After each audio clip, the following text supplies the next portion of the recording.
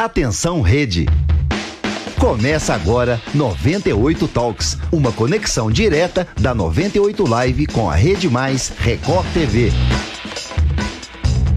Muito boa noite para você ligado aqui no 98 Talks, para você que nos acompanha pela 98 FM, para você que nos acompanha pela 98 Live, para você que está aí na Rede Mais Record TV. Estamos no ar com mais uma edição do 98 Talks, opinião com informação ou informação com opinião, nessas noites em que a gente está aqui com vocês. E comigo fazendo esse programa hoje o Luiz Fernando Rocha, o Rodrigo Carneiro e o Lucas Ragazzi. Na mesa operadora nós temos Alexandre Silva, na produção do Talks Marcelo Oliveira, que é apoiado por Vinícius Silveira, e no controle mestre ele, Marcelo Frois. Você acompanha as notícias de Minas, do Brasil, do mundo, no nosso portal 98live.com.br. E também pode participar conosco na aba chat do site 98live.com.br e em qualquer rede social, @Rádio 98 Oficial, com a hashtag 98Talks. O nosso WhatsApp, claro, é comandado pelo Alexandre Silva, é o 31993169898, e temos também as redes sociais da Rede Mais Record TV, Rede Mais HD, @Rede Mais HD, para você participar conosco dessa conversa, a conversa que está começando agora. E hoje na nossa conversa nós temos aí a participação, para abrir a nossa prosa de hoje, nós temos a participação do presidente da Federação das Indústrias do Estado de Minas Gerais, Flávio Roscoe, a quem faço questão de cumprimentar, dando-lhe boa noite e bem-vindo ao nosso 98 Talks. Boa noite, Paulo, é um prazer enorme estar aqui com vocês. Boa noite, Lucas, Rodrigo, enfim, todos que contribuem para esse extraordinário programa que é o 98 Talks. Bom, presidente, as estratégias foram adotadas pelo Estado de Minas, pelo governo do Estado de Minas, desburocratizando o setor público, simplificando a vida dos empreendedores, gerando mais empregos e renda, surtindo efeitos práticos na economia. O Estado tem atraído aí aproximadamente 100 bilhões de investimentos privados desde o início da gestão do governador Zema, e isso até março deste ano resulta aí em tempo a geração de mais de 55 mil empregos diretos e uma centena de milhares de indiretos. E eu faço a primeira pergunta. É mais amigável investir em Minas hoje? Que diferença nós temos da Minas de antes de 2019 para Minas do pós-janeiro de 2019? Paulo, o primeiro ponto que todo empresário olha um local para se investir é se há segurança jurídica e confiabilidade. Então, acho que o governo Zema trouxe credibilidade para os investidores no estado de Minas Gerais. Ele, desde o início, declarou que não iria fazer aumento de impostos no estado de Minas Gerais, porque a carga tributária de Minas já é a mais elevada do Brasil.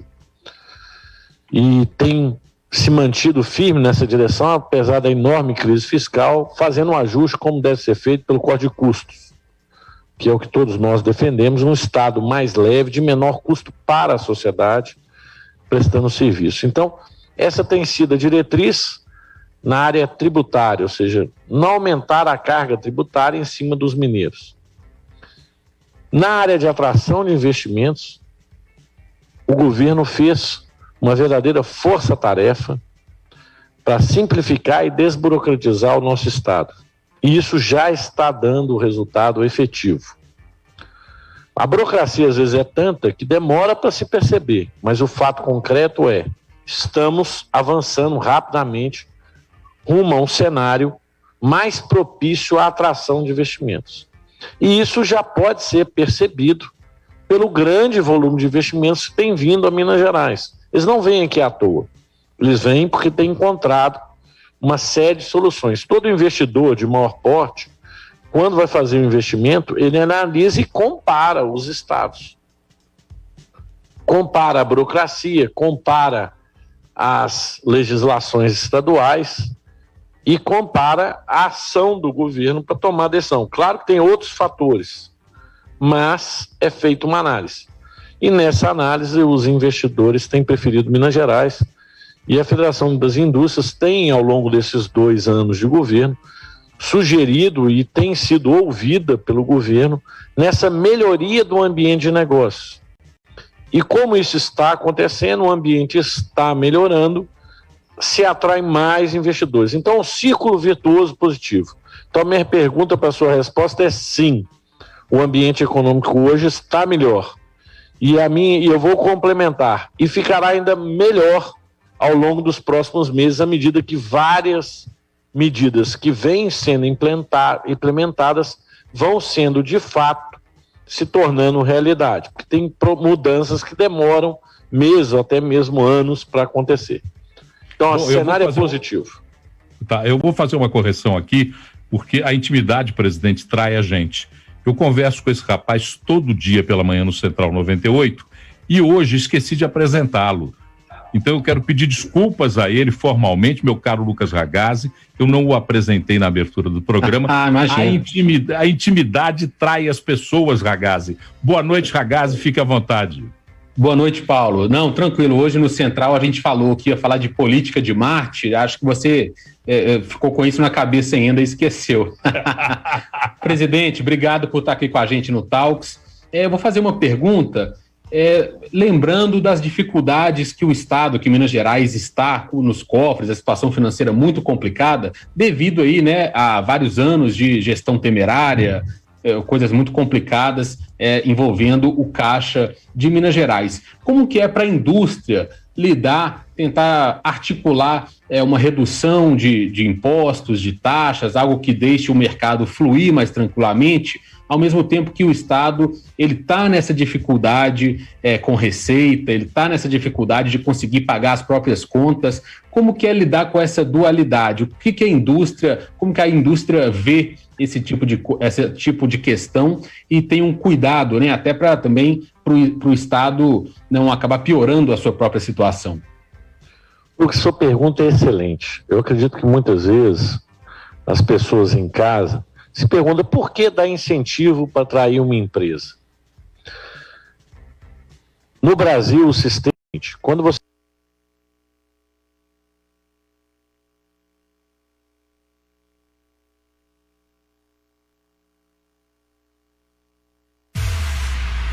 O consumo da informação hoje é muito rápido. Quanto mais bem informado você estiver e quanto mais cedo isso acontecer, melhor. Até porque muitas dessas notícias podem impactar na vida dessas pessoas. Amanhã. Como telespectadora, eu sempre percebi no jornalismo da Record muita agilidade, sempre em cima do fato na hora que ele acontece. É a forma que o brasileiro tem de ter acesso às notícias com credibilidade.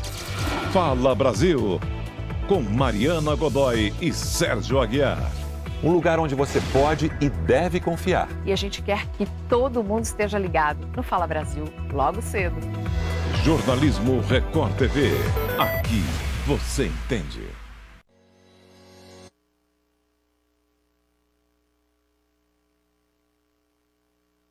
São Paulo, aquele bojo de indústrias que tem lá, que são 35% da indústria brasileira, ele vende para os outros estados e recolhe os tributos em São Paulo. Ou seja, exporta o imposto para o contribuinte de outros estados.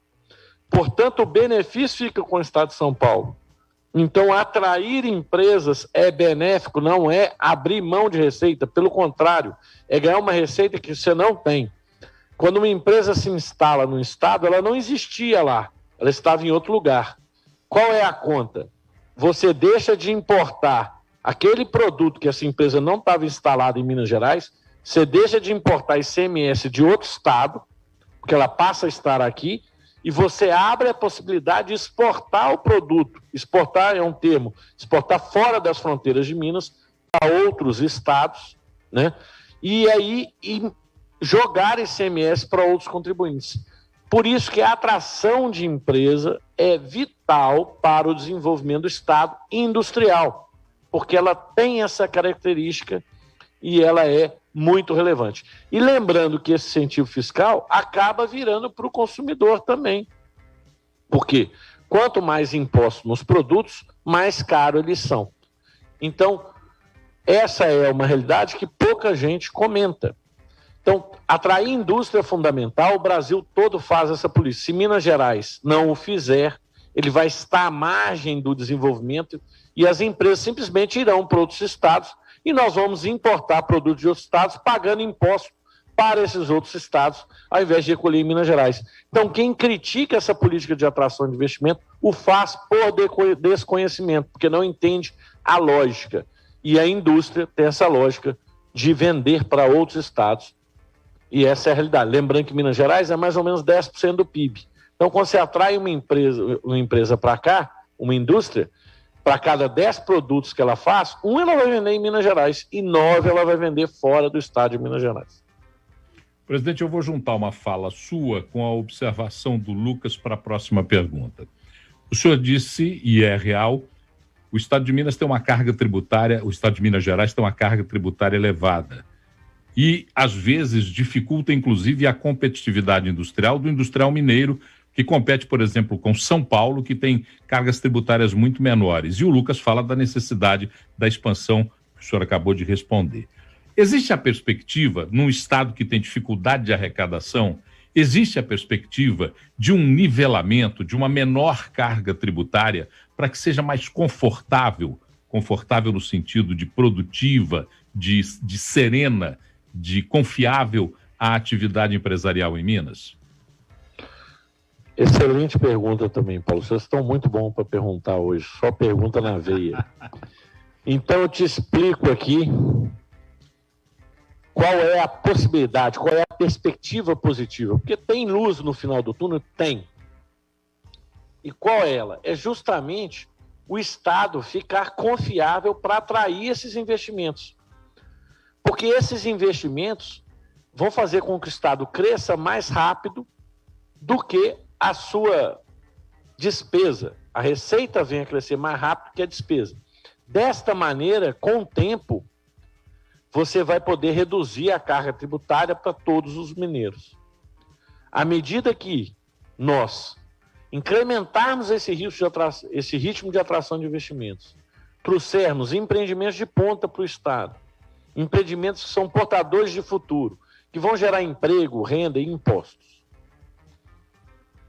e a despesa fica controlada, ou seja, que o Estado contém o custo da despesa, você vai ter um aumento da receita com um custo da despesa. E aí você finalmente poderá chegar ao ponto em que, ok, vamos diminuir a carga tributária para os mineiros. Então, segurar a despesa e fazer com que cresça a receita. A melhor maneira de crescer a receita, porque ninguém quer aumentar imposto, porque quem paga o imposto é a dona Maria que está aqui me ouvindo, é o seu João que está aqui me ouvindo, é ele que paga o tributo, está em todo produto que ele compra. Muitas vezes os políticos falam mentira quando vem aumentar em tributo, fala, vai aumentar tributo para o empresário pagar. Não, quem paga tributo no Brasil é o consumidor. O empresário arrecada, ele recolhe o tributo. Mas quem está pagando é o consumidor final. Portanto, é muito importante redução de custos e a atração de investimentos para que a gente possa aumentar a receita. Essa é a solução e a luz no fim do túnel. Presidente, já que você falou aí das perguntas na lata que a gente está fazendo, eu vou fazer uma pergunta sobre as reformas. São temas nacionais que a FIENG, eu sei que tem agido muito também em torno dessa discussão. Qual a reforma mais necessária ao Brasil, na sua avaliação hoje? Reforma administrativa ou a reforma tributária? Eu vou dar uma resposta que às vezes muitos colegas meus empresários não vão, em primeiro momento, talvez compreender na amplitude, porque todos nós pedimos a reforma tributária há décadas no Brasil. Porque o sistema tributário brasileiro é um manicômio tributário, né? Não é nem um sistema. Com milhares de legislações sendo editadas todos os dias por município, estado, União, e muda a interpretação, muda não sei o que tem de regra, não dá nem para escrever. Se você começar a ler todas as leis tributárias do Brasil, quando você tiver mais ou menos 120 anos, tem mais 3 vezes do que você leu para você ler ainda, que você não conseguiu acabar de ler, né? E depois, quem recolhe o tributo tem parte do pressuposto que ele conhece tudo. Então, nós precisamos de um supercomputador para fazer todo esse processamento de legislação. Então, a reforma tributária ela é vital, mas nesse momento a FIENG tem defendido e foi aprovado nas mais diversas esferas da entidade, que a primeira reforma é administrativa. Por quê? A administrativa vai no tamanho do Estado. Se o Estado continua gastando muito, continua gastando mal, e continua sendo ineficiente, e continua sendo grande, qualquer reforma tributária vai aumentar a carga tributária, porque ele tem que pagar aquele Estado grande que está ali, presente e ineficiente. Então não tem mágica, porque se o Estado custa X trilhões, ele tem que arrecadar X trilhões. Mesmo que seja de um jeito diferente, ele vai ter que tirar esse dinheiro da sociedade. Estou falando aqui para o ouvinte. Quem paga o Estado é o senhor que está sentado ouvindo esse programa. Sou eu, somos todos nós. Portanto, o Estado menor, ele é interessante para todos nós. Um Estado mais eficiente é interessante. Quem vai trazer isso? A reforma administrativa. Vou dar exemplo. Hoje nós temos uma figura chamada oficial de justiça, para dar um cargo aqui. Não tenho nada contra eles. Mas hoje, os processos são todos eletrônicos. Por que você tem que alguém que vai entregar um papel na casa de alguém nessa altura do campeonato? Só que o Estado, ele não vai adaptar daqui a 6 meses, quando acabar a digitalização da justiça, ele vai mandar embora os oficiais de justiça. Não vai, porque ele passou num concurso, ele tem estabilidade, ele vai ficar aí mais 30, 35 anos, 40, até aposentar.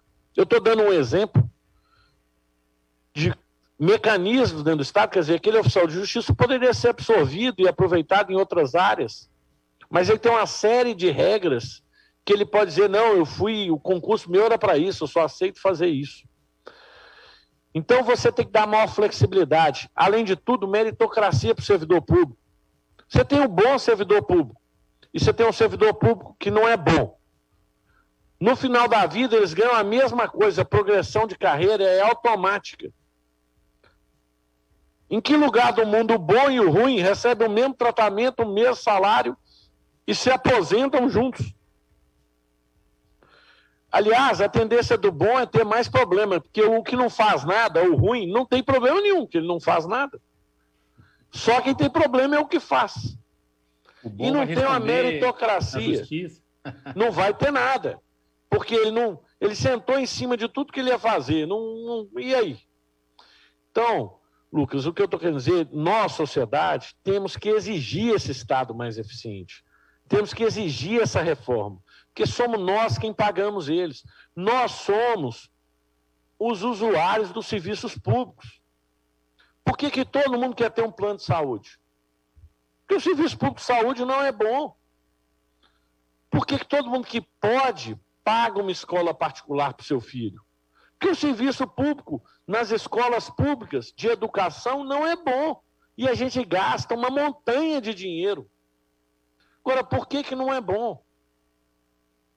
Quer dizer, isso não é discutido. Nós temos hoje, grande parte dos professores, por exemplo, de Minas Gerais, estão afastados do trabalho. Não é por causa de Covid, não. É por uma série de doenças profissionais. Porque o ambiente é ruim na sala de aula. Mas qual que é o custo dessa ineficiência? Por que na escola privada isso não acontece? Então nós temos que começar a nos questionar sobre essa qualidade do serviço público. E a população tem que começar a cobrar isso, que não é só ter o serviço público, é ter qualidade nele. E com isso, nós vamos chegar ao custo do Estado. Portanto, a reforma administrativa ela tem que vir com viés de aumentar a produtividade do Estado, aumentar a produtividade do servidor público. E eu não estou falando aqui contra o servidor público, não, porque eu estou falando de motivar o servidor público a ter uma boa performance. Porque na vida, as pessoas trabalham quando elas são bem motivadas. Se o serviço desmotiva as pessoas, não tem como elas entregarem. O problema é que elas entregam para a sociedade. E o servidor público é castrador, ao invés de incentivador das boas práticas. E por que ele é castrador? Pela legislação. Então, volto a dizer, nós temos excepcionais servidores públicos que trabalham, se esforçam, fazem sacrifício, e eles não têm reconhecimento. E isso é frustrante. Imagina se você e o Paulo fizessem programa e ninguém elogiasse vocês no ar, ou o Rodrigo, que está aqui nos ouvindo, não valorizasse o trabalho seus. Que motivação vocês teriam aí para trabalhar na 98? Ao longo dos anos, vocês com certeza sairiam. Do Estado ninguém sai, porque ele aposenta, o salário é integral, aí ele começa a desmotivar a não fazer o trabalho tão bom quanto ele poderia. Então, nós temos que valorizar os bons servidores públicos, retirar aqueles que não têm desejo de fazer um bom trabalho no serviço público e fazer uma reforma que aumente a produtividade do serviço público. Para quem? Para o seu filho, para a minha filha, para as futuras gerações, pelo menos, poderem ter um serviço público de qualidade. E essa é a essência. Por isso que eu valorizo a reforma administrativa em primeiro lugar, porque ela vai dar condição de reduzir o custo de Estado e de aumentar a sua produtividade. E aí, depois dela desenhada, a gente vai poder falar, ok, para pagar esse Estado eu preciso de tanto, eu não preciso mais de 2 vezes tanto. E aí você faz uma reforma tributária que vai incidir menos sobre a população, que paga os impostos na hora que ele consome os produtos. Flávio, em que pese o fato de você ter desassossegado a vida dos oficiais de justiça, eu farei a próxima pergunta a você. Flávio, hoje nós temos em Minas uma matriz de economia conhecida por uma dependência de alguns setores. Por exemplo, o extrativismo, a mineração, são tônicas presentes em excesso na vida da economia de Minas. Essa atração de empreendimentos novos, ela vai diversificar essa matriz econômica? Ela é saudável para essa diversificação? Com certeza. O fato também, e aí, Paulo, eu estou dizendo assim, a tendência de Minas Gerais é atrair investimentos para os quais a nossa economia é mais competitiva. Então a gente vai, com certeza, continuar atraindo investimentos dos setores que nós temos vantagem competitiva, é natural que isso ocorra. Então nós vamos continuar atraindo investimentos de mineração, nós vamos continuar atraindo investimentos de siderurgia, de alguns setores agroindustriais, em que a gente tem competitividade maior que a média nacional, maior que outros países. Essa é uma realidade. Mas quando você se torna atrativo para investimento, a sua tendência é atrair outros segmentos. Então, não se espantem, nós vamos ter os segmentos tradicionais, mas eu acredito que Minas Gerais, cada dia que passa, vai atrair mais empresas do setor farmacêutico, que estamos criando vantagens competitivas para esse segmento. Inclusive, temos bons investimentos sendo feitos nesse momento no estado de Minas Gerais. E isso é muito bom para a diversificação da nossa economia, é muito bom para a redução da dependência de alguns segmentos. Agora, não vamos aqui ir contra segmentos para os quais nós temos uma vocação natural e já temos uma grande participação deles aqui. Importante dizer o seguinte, todo investimento novo é bom. Mas a tendência, à medida que você simplifica, desburocratiza, melhora o ambiente, é você atrair todos os segmentos, não somente aqueles nos quais você tem vantagem competitiva. Quando a gente não é competitivo, a gente tende a atender só aqueles segmentos em que nós temos ativos naturais que os valorizam. Portanto, essa reforma que o governo vem fazendo, que vem na direção de simplificar, desburocratizar, facilitar a vida do empreendedor que vem aqui no estado de Minas Gerais investir, vai com certeza diversificar a economia mineira. Mas com certeza teremos ainda um grande volume de investimentos naqueles setores que são tradicionais da economia mineira, porque eles são uma vocação natural. Ô, Flávio, seguindo na linha dessa redução do Estado, do tamanho, né, do governo, o governo de Minas lançou no ano passado aquele programa Minas Livre para Crescer, né, feito ali na Secretaria de Desenvolvimento Econômico. Como é que você tem avaliado o desempenho desse programa? Tem sido positivo? A FIENG tem acompanhado ali os números a partir dos resultados desse programa? O secretário Fernando está fazendo um excelente trabalho, lembrando que o programa foi, inclusive, lançado aqui na FIENG. A FIENG foi a entidade que mais contribuiu com sugestões para o programa, né? E contribuiu com propostas já concretas, específicas, já todas desenhadas. E o governo vem fazendo um trabalho de formiguinha. Por exemplo, cancelando inúmeras obrigações acessórias desnecessárias, fazendo mudanças na legislação ambiental. Você vai me dizer, mas isso vai precarizar o meio ambiente? Pelo contrário.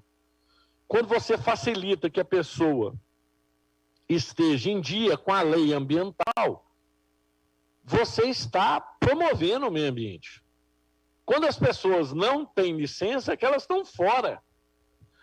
E poderão, sim, estar indo contra as boas práticas ambientais. Então, licenciar empresas não é ruim para o meio ambiente, pelo contrário. Quem está licenciado está dentro da lei, dentro das normas, dentro dos parâmetros exigidos. Para você ter uma ideia, você tem inúmeros milhares de negócios que entravam na fila do sistema de meio ambiente, 30 mil por ano. E às vezes negócios que não tinham nenhum impacto ambiental. O cara ia montar uma papelaria, ele tinha que ter uma licença ambiental, com 1 milhão de coisas para ter uma papelaria. Ora, vai abrir uma barbearia, idem. Vai abrir uma oficina de costura para fazer reparo, tinha que ter um licenciamento ambiental. O licenciamento dele era diferente, mas era o mesmo processo de uma grande indústria. Só que um era mais difícil, o outro era mais fácil. Hoje, dos 30 mil processos que vinham, 20 mil são liberados automaticamente. Só na área... Ou seja, você tirou 2/3 daquilo que vinha para o servidor público analisar no papel. Porque houve uma digitalização, houve um sistema que automaticamente hoje concede a licença simplesmente comprovando que aquela atividade não oferece nenhum risco para o meio ambiente e que o porte da empresa é pequeno. Isso é uma maneira inteligente de se trabalhar sem precarizar o meio ambiente e dando oportunidade para aquela pessoa que quer começar um negócio. Você imagina, você está desempregado, quer começar um pequeno negócio, sua licença ambiental vai sair 4 anos, daqui a 4 anos. Como é que você vai fazer? Você tem que comer amanhã. O que você vai fazer, Lucas? Você vai trabalhar sem licença ambiental. Será que isso é bom para o meio ambiente? Enquanto se você fizer o processo eletrônico isso automaticamente, lá vem as recomendações do que você tem que fazer. Mas já é um processo automático. Porque o seu impacto vai ser mínimo para a sociedade. Você já pode trabalhar amanhã do ponto de vista adequado para o meio ambiente e legalizado. Quer dizer, como é que nós podemos ir contra uma iniciativa dessa? E muitas vezes as pessoas falam sem compreender todo o processo. Então o processo ele é democratizante. Claro que as empresas que geram grande impacto, que têm processos complexos, que vão ter que entregar compensações ambientais, essas continuam com o rito. Mas você pode simplificar a vida de muita gente, e é esse o trabalho que vem sendo feito, e esse trabalho vai gerar postos de trabalho, vai gerar emprego, vai gerar oportunidade para os mineiros. Presidente da Federação das Indústrias do Estado de Minas Gerais, da FIENG, Flávio Roscoe. Dependesse de mim, nós teríamos 4 horas de programa conversando sobre um tema extremamente interessante e importante para Minas Gerais como esse, as ações de um governo que adota aí estratégias para desburocratizar o serviço público, a atração de empresas. Temos aí a marca de 100 bilhões de investimentos privados em Minas. A gente tem que entender isso da forma mais adequada possível, compreendendo e trazendo pessoas como você que tem sempre as informações adequadas para esse tema. Queria te agradecer muito por ter disponibilizado aí meia hora do seu tempo corrido para conversar conosco. É sempre um grande prazer tê-lo aqui conosco. Essa agenda do Flávio Roscoe não é fácil não, né, Paulo? Essa agenda aí a agenda dele, ele reclama que a gente não conversa muito com ele, mas tente agendar uma conversa com ele para você ver. Presidente, obrigado, um grande abraço. Eu agradeço Paulo, Lucas, Rodrigo, todos aí da 98, parabéns pelo extraordinário trabalho. Um grande abraço a todos. Grande abraço, obrigado, presidente Flávio Roscoe, da FIENG, esteve conosco. Quem está chegando agora para conversar conosco nessa segunda metade é ele que faz parte integrante desse nosso dessa nossa prosa de todas as noites aqui no 98 Talks, Luiz Fernando Rocha. Boa noite, Luiz. Prazer falar com você mais uma vez. Boa noite, Paulo. Boa noite, Lucas. É uma pena que eu perdi a oportunidade de participar de mais esse bate-papo com o Flávio. É sempre muito esclarecedor e tem sempre muitas informações também, né? Não só sobre a indústria. Tem uma coisa interessante que ele falou, Paulo, sobre a quantidade que a indústria farmacêutica está crescendo em Minas Gerais e que isso é uma tendência. Aqui em Pouso Alegre é um polo, né? Várias indústrias farmacêuticas de grande porte vieram para Pouso Alegre, aqui no sul de Minas, nos últimos anos, a Biolab, e agora inaugurado um polo gigantesco da CIMED aqui, que é a 4ª maior empresa farmacêutica do Brasil, tem um protocolo enorme de produtos aí, uma quantidade enorme no catálogo de produtos, e que cresceu bastante nesse período de pandemia. Isso traz renda e traz empregos também para a região. Tem a ver com alguns incentivos que foram oferecidos a essas indústrias, mas tem a ver com tudo isso que o Flávio Rosco nos falou agora há pouco, incluindo a questão da segurança jurídica que o Estado oferece. Então, realmente há uma tendência e que a gente espera que cresça, né? Porque a região sul de Minas precisa desses investimentos. Por estar aqui distante de Belo Horizonte, São Paulo e Rio de Janeiro, acaba sendo muito privilegiada. E é um prazer viver aqui. Uma região de onde eu não nasci, mas que me abrigou muito bem. Eu gosto muito daqui. Boa noite a todos. Prazer estar aqui de novo com vocês no Talks, viu? Meus amigos Lucas Ragazzi e Luiz Fernando Rocha. Eu teria aqui no roteiro falar de vacinas, mas eu prefiro deixar as vacinas para depois, porque nós temos falado tanto e todos os dias das vacinas, mas nós vamos falar também de um tema que a gente tem abordado muito, que é o Supremo Tribunal Federal, que acatou a denúncia, aceitou a denúncia e colocou agora Daniel Silveira, o deputado federal Daniel Silveira, do PSL do Rio de Janeiro, no banco dos réus. Por unanimidade, o STF decidiu hoje colocar o deputado no banco dos réus, denunciado por divulgar um vídeo em apologia ao AI-5. O AI-5 é o Ato Institucional 5, um instrumento de exceção, um instrumento duro de exceção, usado pela ditadura militar, e também discurso de ódio contra os integrantes daquela corte.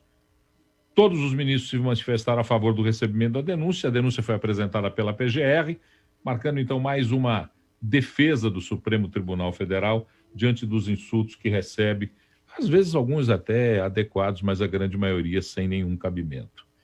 Ele foi enquadrado por grave ameaça, o crime tipificado no Código Penal, incitando animosidade entre tribunal e Forças Armadas, um delito que é previsto na Lei de Segurança Nacional, que será inclusive alterada, será inclusive modificada a partir de agora. Gostaria de ouvi-los com mais essa decisão do Supremo, o que é que isso impacta, porque o deputado Daniel Silveira é um militante bolsonarista de primeira hora, e isso poderá ter uma reação nas hostes mais radicais do bolsonarismo. Como é que vocês veem isso, Ragazzi? Paulo, a gente falou muito na época da prisão do Daniel Silveira, né? Ele realmente exagerou no que ele falou. O ministro Alexandre de Moraes até leu ali alguma das falas dele. Ele dizia em pegar o Alexandre de Moraes pelos pés e colocá-lo de cabeça para baixo e depois jogar num lixo. É uma coisa muito grave, né? Quando você fala isso de um ministro do Supremo Tribunal Federal, é muito grave. É claro que a gente tem ali inúmeros registros e cenas recentes do Supremo Tribunal Federal exagerando nas suas doses, nas suas medidas, saindo até um pouco do seu escopo ali de funcionamento, influenciando no executivo, no legislativo, repetidamente, mas especificamente nesse caso, tanto que foi uma decisão concordante entre todos os membros do Supremo, eu não consigo ver um exagero, não. Acho que o exagero foi realmente por parte do Daniel Silveira, e isso é importante uma decisão dessa para inibir futuros agressores às instituições brasileiras.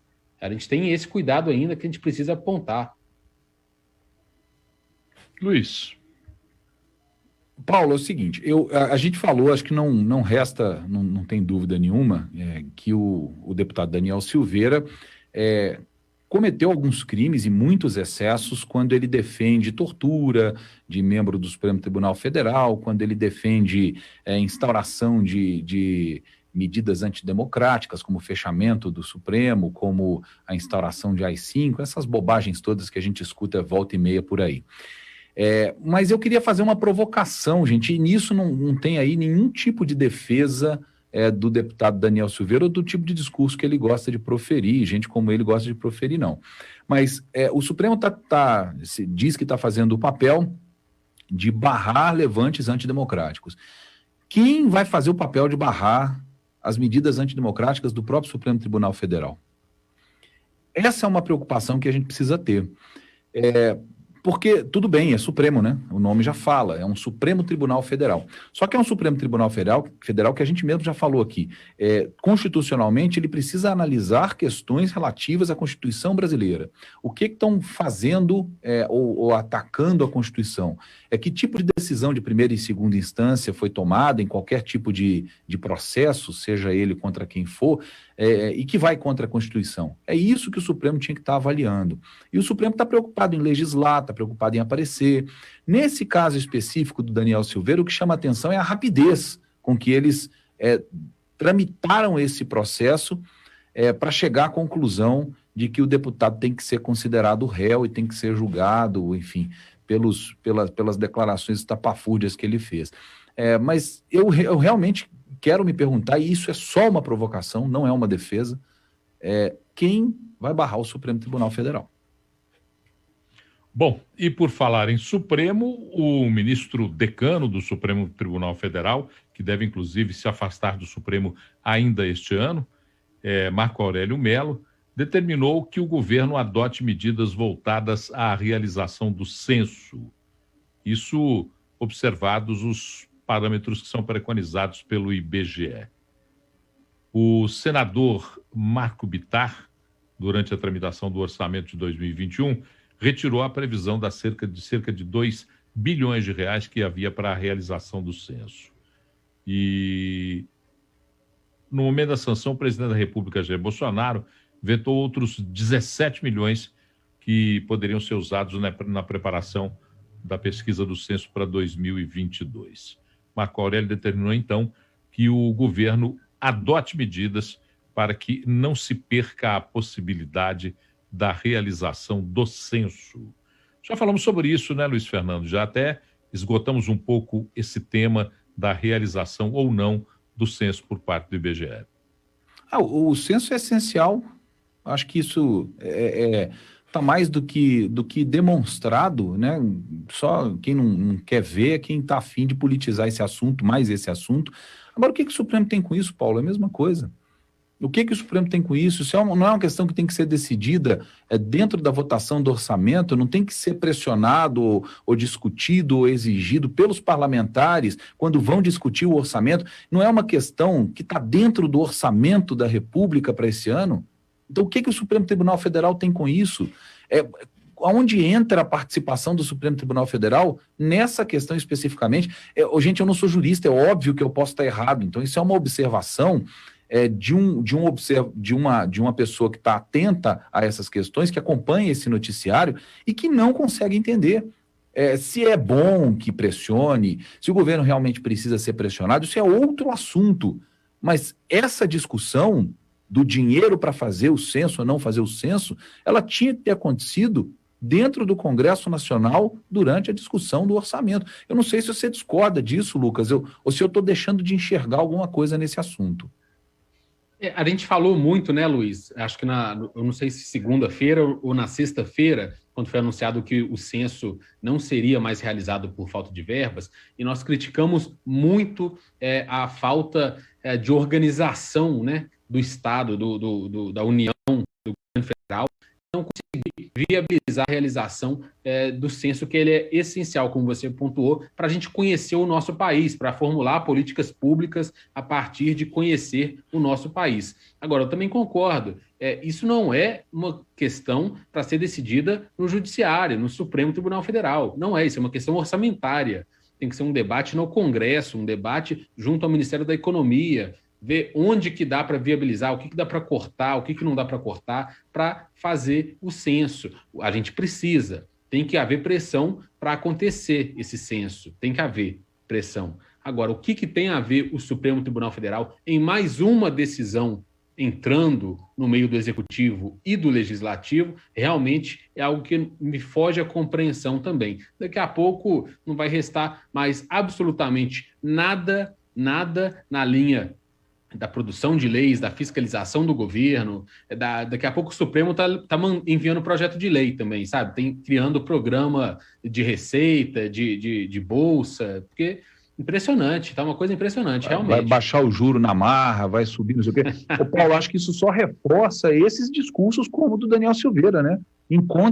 Faz encontrar ressonância esse tipo de discurso, porque as pessoas vão ficando cansadas, né, de ver esse tipo de arbitrariedade, eu entendo. Quem abriu o flanco para que a população brasileira, inclusive eu, tenha um descrédito enorme com relação ao Supremo foram os próprios senhores ministros e senhoras ministras. O comportamento desses senhores e dessas senhoras foi só sendo deteriorado na visão da opinião pública. E o Supremo, e vocês falaram aí, foram muito delicados, virou julgador de ladrão de galinha. O Supremo, a Suprema Corte, que deveria ter preocupações com o cumprimento estrito da Constituição, decide hoje por abrir hospital, fechar hospital, ter máscara ou não ter máscara, ter censo ou não ter censo. E olha, temo, e o meu temor é muito sincero nesse momento, que o Supremo, preocupando-se com a perfumaria da legislação, esqueça-se de legislar em defesa da Constituição. Porque entulha-se dentro do gabinete dos ministros uma série de problemas de menor importância, instando o Supremo a discussões desnecessárias, e aquilo que é fundamental, que é preservar a Constituição no país, eu temo que esteja sendo deixado de lado. Isso é muito preocupante. Paulo... Fora o fato... Pois não, Lucas, diga. Não, e trazendo algo à tona, que a gente já comentou aqui também, que hoje a pessoa, essa decisão é boa, apesar de tudo, ela é boa, tem que ter senso, ela é boa porque vai na linha do que eu acho, do que eu acredito, do que eu concordo. Gente, daqui a pouco, quem vai tomar a decisão são pessoas que você não concorda, vão ser decisões no mesmo estilo, mas com sinalzinho trocado, vão na linha do que você discorda. E aí você vai ver como que é problemática essa questão. O Supremo não deve interferir nesse tipo de questão. Olha, uma questão que o Supremo colocou em pauta e que está virando um imbróglio, já vai virar um imbróglio, a suspeição do ministro Sérgio Moro. Não vou entrar no mérito da ação do juiz Sérgio Moro, já conversamos muito sobre isso, mas nós alertávamos para a cascata de pedidos que viriam depois da colocação em suspensão do juiz Sérgio Moro. O TRF4, o Tribunal Federal da região sul, lá de Porto Alegre, determinou hoje a revogação da prisão do ex-presidente da Câmara dos Deputados, Eduardo Cunha. O ex-deputado que cumpria a prisão em regime domiciliar poderá deixar de usar a tornozeleira eletrônica, está livre da prisão domiciliar, fica mantida apenas a retenção do seu passaporte. Apesar da decisão dessa quarta-feira, o deputado seguirá em casa porque há uma cautelar de recolhimento domiciliar contra ele, oriunda da Operação Sepsis, aquela que apura desvios de dinheiro na Caixa Econômica Federal. E olha, a partir de agora, não se surpreendam se aquele advogado gordinho que gosta de hábitos mirabolantes, grandes festas, não estiver esfregando a mãozinha e dizendo agora é minha vez, agora é minha vez, agora é minha vez. Não é não? Esse sujeito, Eduardo Cunha, ele é tão sem vergonha, tão descarado. Eu não sei se eu já comentei isso aqui. Quando a ex-presidente Dilma venceu a eleição para o seu segundo mandato, o então eterno candidato, na verdade, Ciro Gomes, deu uma entrevista para um canal qualquer de televisão, que eu infelizmente não vou me lembrar qual, mas não é um canal de TV aberta. Ele deu uma entrevista que ele dizia que por causa da aproximação do governo federal do PT com o braço do PMDB, do então PMDB e depois MDB, que abrigava Eduardo Cunha, a presidente Dilma, na época presidente reeleita Dilma, não iria completar o segundo mandato. Ou Ciro Gomes disse isso. O Ciro Gomes pode ter todos os defeitos que tiver, mas um defeito que ele não tem é não entender de política. Ele entende de política, ele entende do jogo político. E nessa época ele já havia alertado isso. E o pivô desse alerta dele era exatamente o deputado Eduardo Cunha. E ele usou uma frase que eu vou resumir, que ele disse o seguinte: eu conheço as falcatruas que o Eduardo Cunha faz desde a época da Eletrobras, se não me engano, ele falou, no Rio de Janeiro. E ele fala, até hoje, esse tipo de rato se contentou em ficar no esgoto, em ficar escondido, roubando escondido. Agora eles estão querendo mostrar a cara. Eduardo Cunha não era conhecido, ninguém sabia quem era Eduardo Cunha no Brasil e já havia um acordo para transformá-lo em presidente da Câmara. E foi com ele, presidente da Câmara, que o processo de impeachment caminhou e que acabou na destituição da presidente, como a gente acompanhou. Que não cabe aqui, nós não estamos dizendo se está certo ou se está errado. Nós estamos dizendo que efetivamente aconteceu o que o ex-candidato Ciro Gomes disse que ia acontecer, porque basta estar lá dentro e conseguir olhar com um pouquinho de isenção para você enxergar quem são as peças, quem são os picaretas, quem são os que pelo menos se esforçam para fazer alguma coisa de útil pelo país. E Eduardo Cunha não estava nesse segundo grupo, gente. Ele sempre esteve no primeiro grupo, no grupo dos picaretas. E ele foi eleito, ele foi conduzido à presidência da Câmara por um acordo do PT com o MDB, com o Centrão, e terminou como terminou.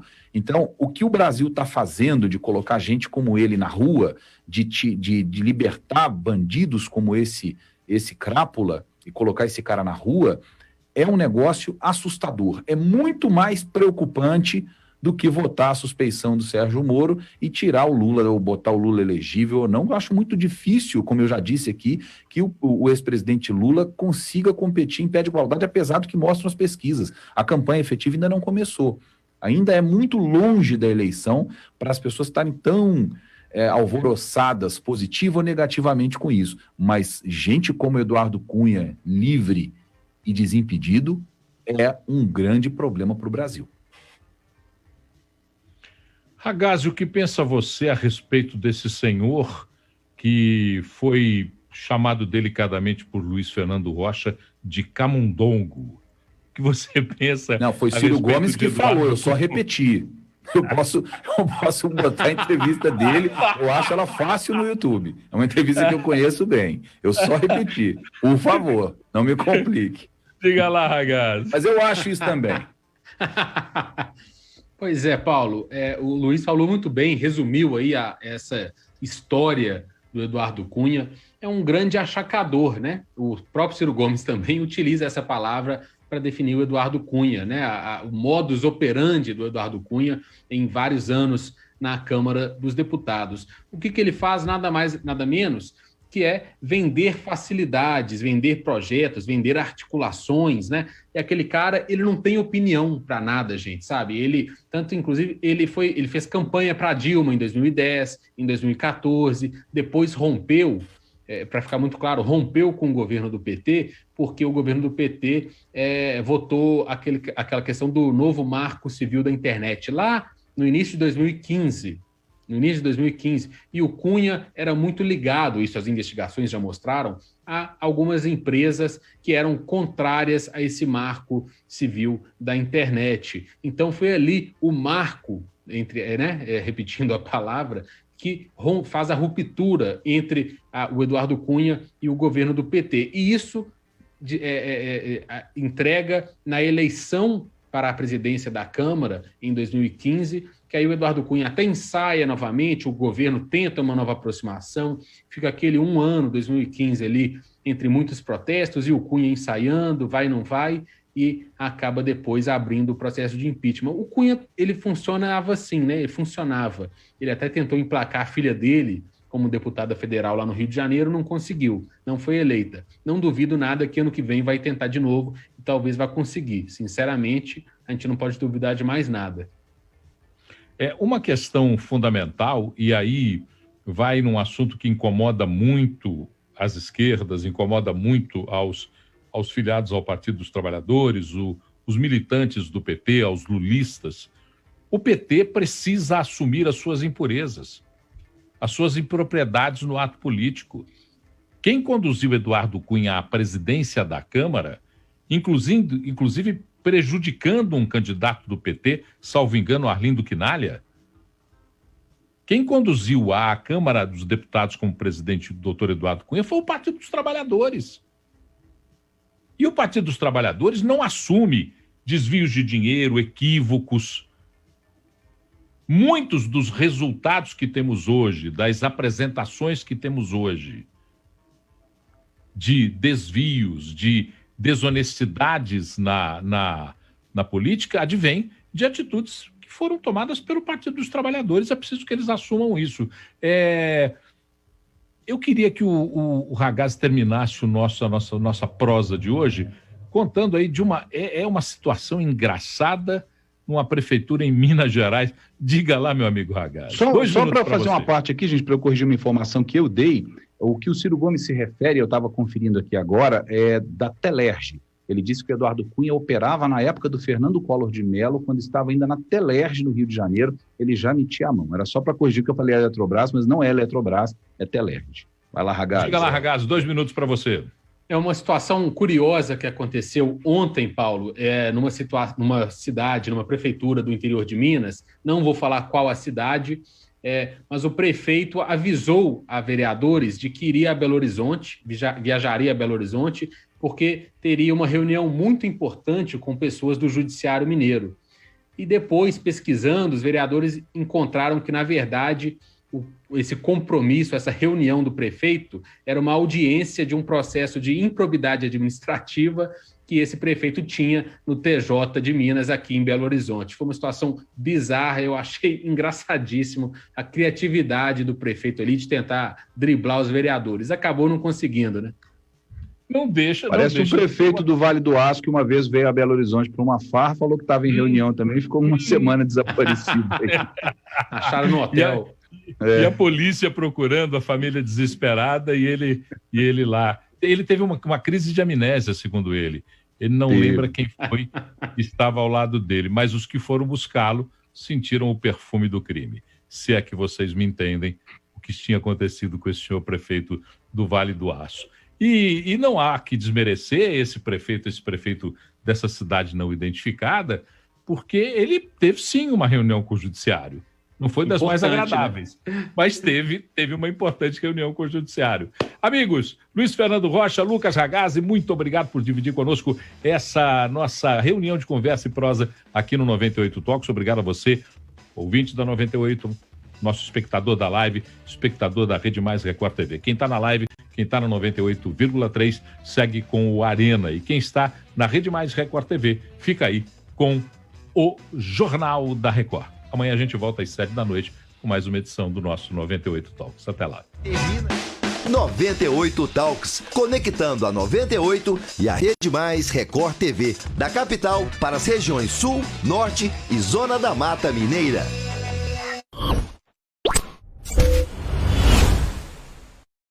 Olá, eu tô de volta e agora uma informação para os moradores de Varginha, no sul de Minas. A Prefeitura encaminhou à Câmara Municipal um projeto de lei para a criação da Superintendência Especial de Enfrentamento à Covid-19.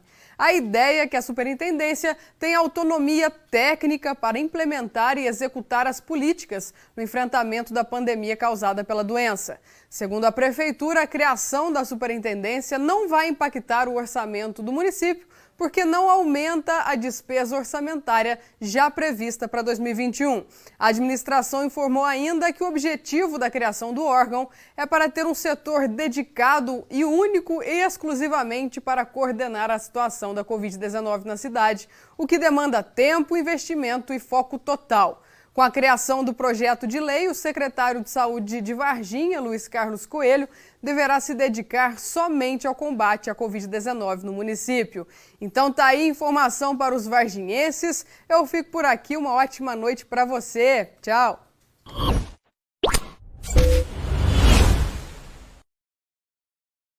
Quanto mais Ló se aproxima de Sodoma, mais se afasta de Deus. Eram maus os homens de Sodoma e grandes pecadores. Nem sinal de Ló e Azel? Não, já era pra terem voltado. Gênesis. Você está na Rede Mais, afiliada Record TV. Você está em Minas.